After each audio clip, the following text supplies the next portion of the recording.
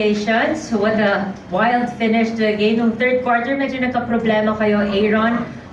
Didn't score a basket, pero chinaga nyo, Coach. Just talk about what you saw, especially in that fourth quarter from your players. Maganda yung laban. Magandang experience para sa mga bata na natututo silang manalo sa mahigpitang laban. So sa amin, napakahalaga ng experience na yun. Natututo sila. Medyo nag-worry ako noong time na yun. Kasi hirap kaming pasahan ng bola sa ilalim si Aaron. Medyo anticipate na nila. Tapos daming turnovers. Hirap kaming mabigyan siya ng bola. At the same time, yung 3-point shooting namin medyo mababa yung percentage. So, kahit na-open kami minsan pagka kick out ng bola, good looks na hindi pumapasok.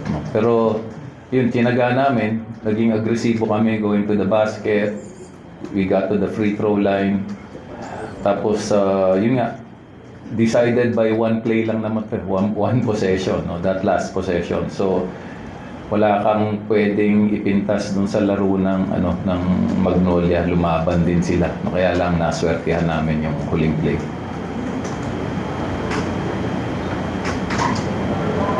And now we open the floor to questions from the media.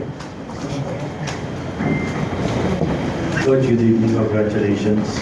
Coach, the last play, obviously, lahat para kay Adrian yan. Nagtitiwala naman kami dun sa diskarte niya. So kung may drive niya, meron siyang tira, desisyon niya yun. Pero kung nag-collapse yun at hirap siya, naka-spread out naman yung mga pwedeng tumira din. So actually, yun nga, yung sabi ko nag-i-improve yung decision making niya. Mas consistent siya ngayon. So baka maya-maya humingi na ng raise sa sweldo to. So delikado Kailangan bangkuin muna uli para sumama ang laro ng konti. Pero yun, naging player of the week lang. Ganito na nito. Medyo kinakabahan na kami rito. Pero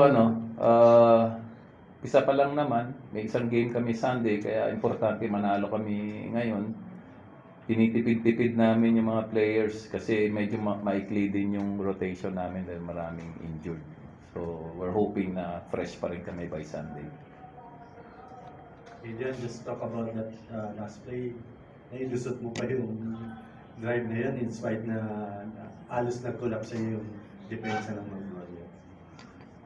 Ayun nga, nung nag-time out si Coach, sabi niya sa akin na kumbaga diskarte na kung ako lang mag-diskarte. Nakita ko lang na may chance maka-atake dun sa depensa ng kalaban. Kaya nakuha ko yung layup.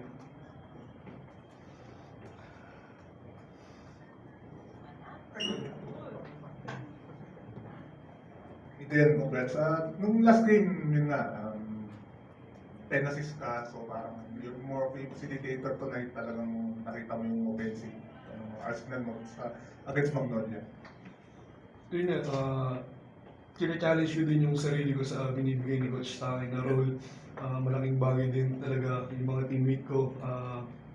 Nasushoot nila yung mga pasa ko sa kanila, nasushoot nila kaya yung 10 assists na kuha ko. And then before nung game winner mo, parang hinahanap mo yung drive ko sa ganung against sa ganung depensa.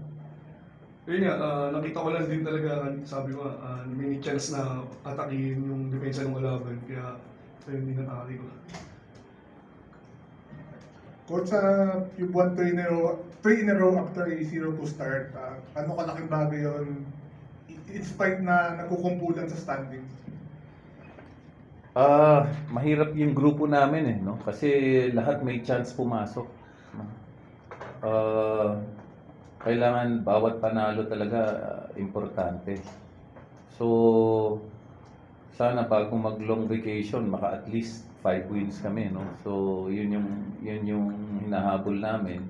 Nasa ilang ba tayo ngayon? 3-2 Tapos may dalawang laro pa. Para at least magbakasyon ka ng medyo maaliwalas yung isip mo.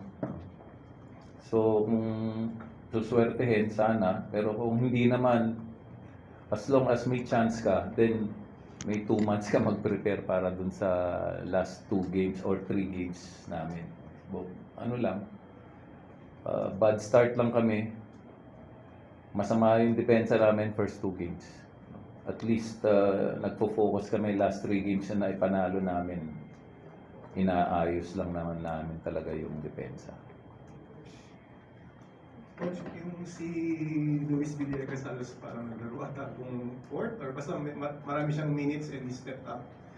Thoughts mo lang doon, lalo na't nag-struggle si Kailan. Kinailangan namin maging malaki sa loob kasi ang laki nung lineup nila.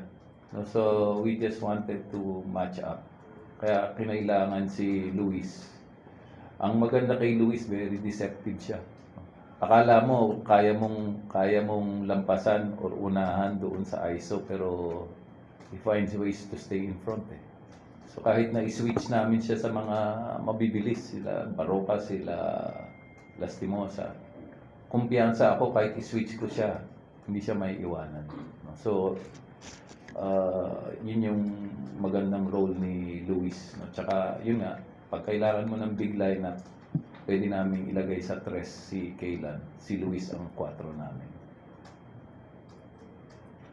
Adrian, hihingi ka ba ng increase na sa rate? Huwag niyo na paalala, pinaalala mo.